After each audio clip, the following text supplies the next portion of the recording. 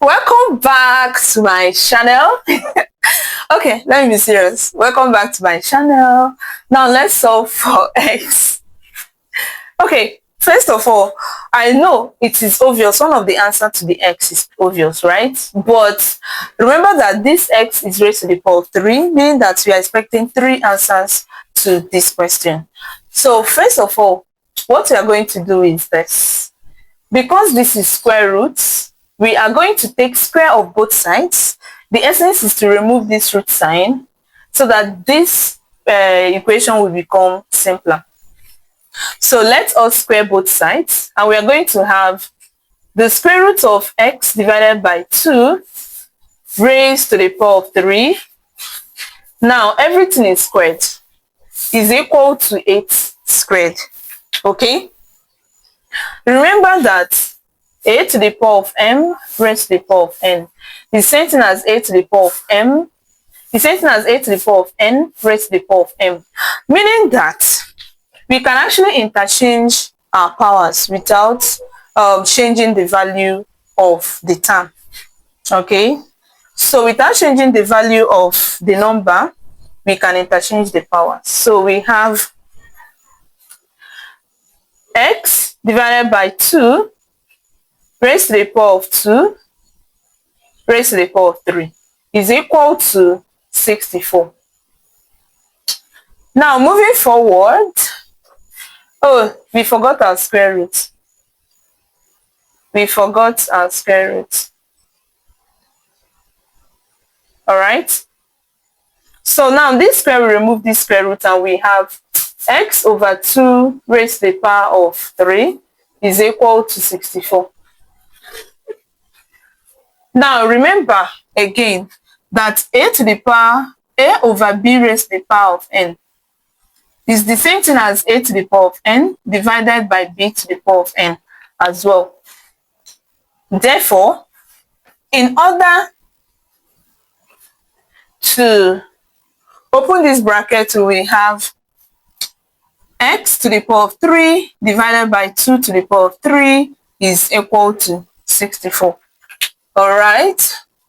Now, if we cross multiply, we have x to the power of 3 is equal to 64 multiplied by 8, because this is what? 8. 2 to the power of 3 is 8.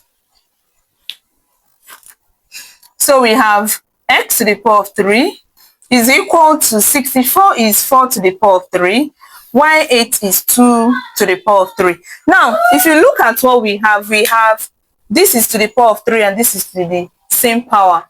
And recall that a to the power of m multiplied by b to the power of m is equal to a multiplied by b raised to the power of m. What this means is that we can write this as x to the power of 3 is equal to 4 multiplied by 2 raised to the power of 3. So I will write that here. X to the power of 3 is equal to 4 multiplied by 2 raised to the power of 3. So we have x to the power of 3 is equal to 4 times 2 is 8. So we have 8 to the power of 3. Have you subscribed to this wonderful channel? If you have not, please do that, okay? So that you can see this face again and you can smile away from the world at least for 8 minutes that you'll be watching my video. Okay, let's continue, don't mind me. Now, what are we going to do? We can actually bring this to this side, right? So we have x to the power of 3 minus 8 to the power of 3 is equal to 0. Okay? Therefore, recall that x to the power of 3, okay, let me use a to the power of 3 minus b to the power of 3 is equal to a minus b multiplied by a squared plus ab plus b squared. It is an algebra identity, and that is what we are going to make use of. So, permit me to clean everything.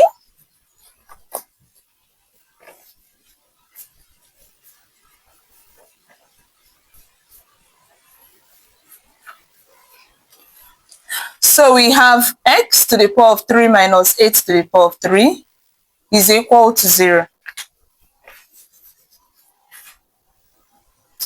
So let's go ahead.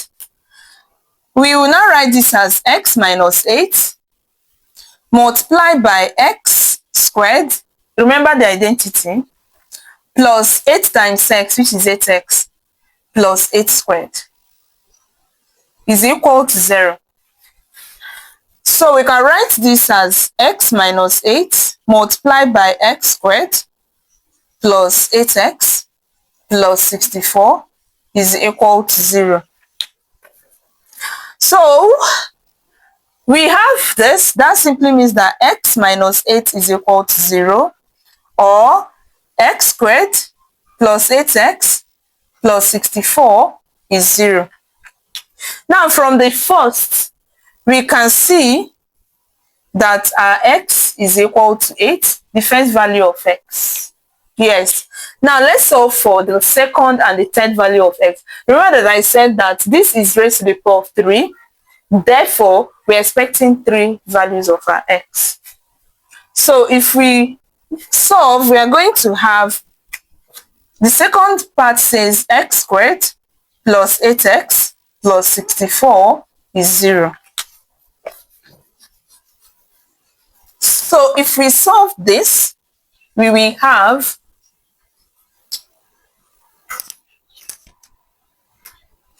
using the quadratic equation formula, x is minus b plus or minus square root of b squared minus 4ac, everything divided by 2a. Now our a is coefficient of x squared, which is 1. Our b is coefficient of x, which is 8. Our c is our constant, which is 64. Now, if we substitute all this into the quadratic equation formula, we are going to have x is minus 8 plus or minus square root of 8 squared minus 4 multiplied by 1 multiplied by 64. Everything divided by 2, because a is 1, so everything divided by 2. Going forward, we will have x is equal to minus 8 plus or minus square root of 64, because 8 squared is 64, minus 4 multiplied by 64, everything divided by 2.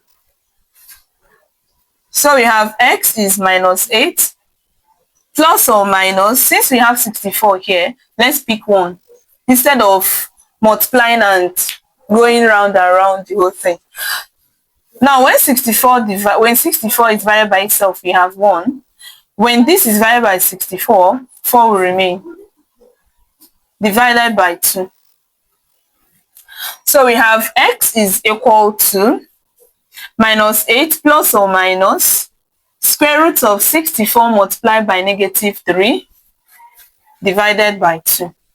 Now, remember, remember that when you have square root of AB, okay, you can write this as square root of A multiplied by square root of B. Yes. Therefore, we can write this as x is equal to negative 8 plus or minus square root of 64 multiplied by square root of negative 3 divided by 2. So we have x is equal to negative 8 plus or minus, now square root of 64 is 8, then root, this is same thing as root negative 1 multiplied by root 3, everything divided by 2.